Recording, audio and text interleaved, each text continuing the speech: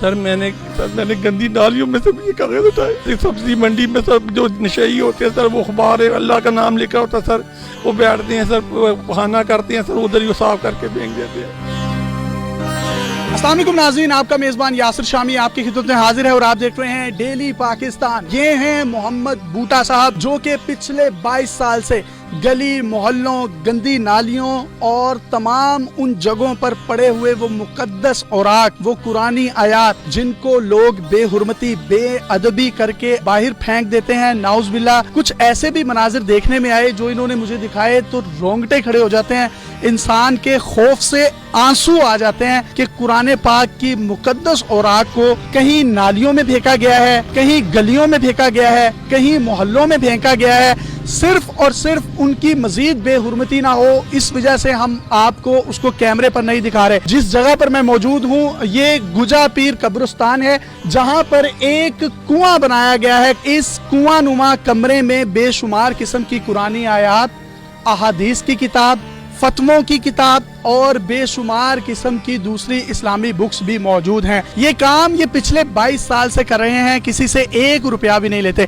اس سے پہلے ان کے پاس پک اپ گاڑی تھی, ان کی بیٹی کی شادی ہوئی تو انہوں نے قرضہ دینا تھا کسی کا, جس کی وجہ سے اس شادی کے خرچے کو پورا کرنے کے لیے اس پک اپ کو بیچ دیا. اس کے بعد یہ بائک خرید لی. 3 پوائنٹس انہوں نے بنایا ہیں, ایک تاج پورہ میں ہے جس پہ میں موجود ہوں, دوسرا پوائنٹ شالامار, جبکہ تیسرا جو پوائنٹ ہے وہ کراچی والے پھاٹک پر ہے. انہوں نے یہ کام کیوں سٹارٹ کیا, اس کے پیچھے ایک بڑی ہی دلچسپ سٹوری ہے. ان کا ایک بیٹا ہے جو کہ گونگا بہرا تھا. یہ کسی بزرگ کے پاس گئے اور انہوں نے ان کو یہ تلقین کی کہ تم یہ قرآنی اور مقدس آیات کو کلیکٹ کرنا شروع کر دو. ان تمام قرآنی آیات اور مقدس اوراق کو کسی موضوع جگہ پر ٹھکانے لگاؤ تو اللہ تعالیٰ کرم کرے گا.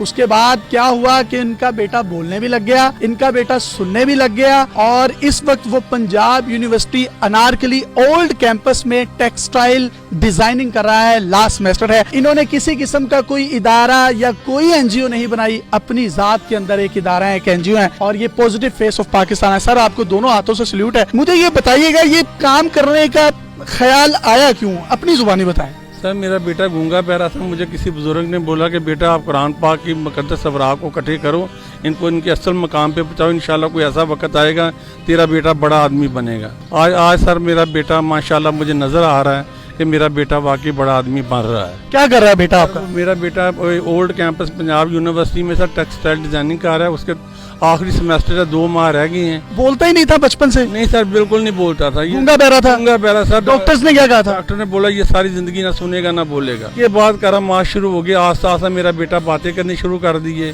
اب آپ اس کو جج ہی نہیں کر سکتے یہ بچہ گونگا بہرا ہے. جب آپ اس طرح کے مقدس اوراق اٹھاتے ہیں, قرآن شریف کی آیات اٹھاتے ہیں, تو کن کن جگہوں سے اٹھائیں جہاں پر آپ کا دل دہل گیا ہو؟ سر میں نے گندی نالیوں میں سے یہ کاغذ اٹھائے.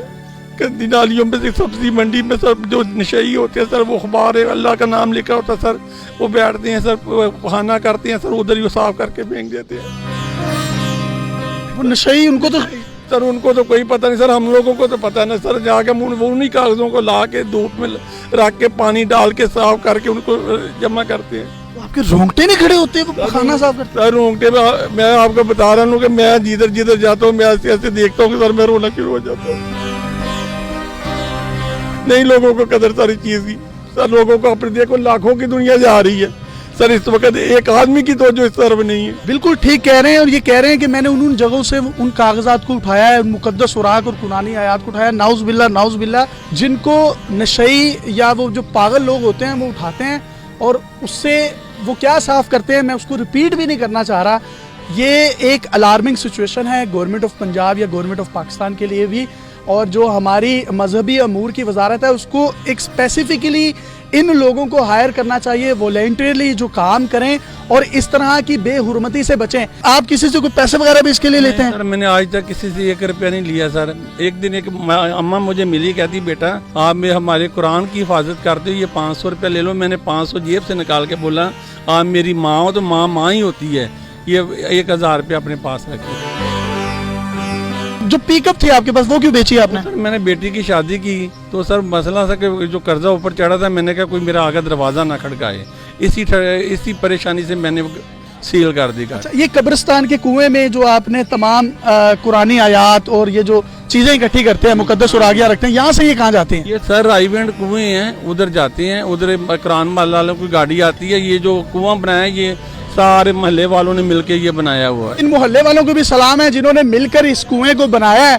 और ये ताजपुरा का मोहल्ला है जो कि पूरे पाकिस्तान के लिए एक मशले रहा है। अगर इस तरह के मोहल्ले पूरे पाकिस्तान में होंगे तो पाकिस्तान फले फूलेगा भी, और इन जैसे इंसान जो कुरानी आयात के तकद्दुस का और इनकी हिफाजत का जिन्होंने ठेका लिया है, उनकी भी हौसला अफजाई होगी। अब पूरे लाहौर की गलियों में मौजूद कुछ डब्बे देखते हैं, टीन के डब्बे होते हैं जिसमें लिखा होता है कि मुकद्दस औराक इसमें डालें। कुछ नशई हजरात ऐसे हैं वो अपना नशा पूरा करने के लिए उन लोहे के डब्बों को बेच भी देते हैं। ये दोबारा कबाड़िए के पास जाते हैं, अपनी जेब से पैसे निकालते हैं और उन तमाम के तमाम डब्बों को दोबारा उन खंभों पर लगाया जाता है। आखिर में कोई पैगाम देना चाहें तो सर आप दे सकते हैं। सर मैं आखिर में पैगाम यही दूंगा, जो हमारी नौजवान नस्ल है इधर तवज्जो दी।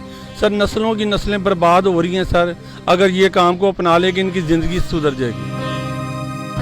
अगर कोई आपसे माली मावनत करना चाहे? नहीं सर, मुझे किसी का 1 रुपया नहीं सर मुझे चाहिए, मुझे सिर्फ दुआओं में याद रखे जिसने भी रखना है।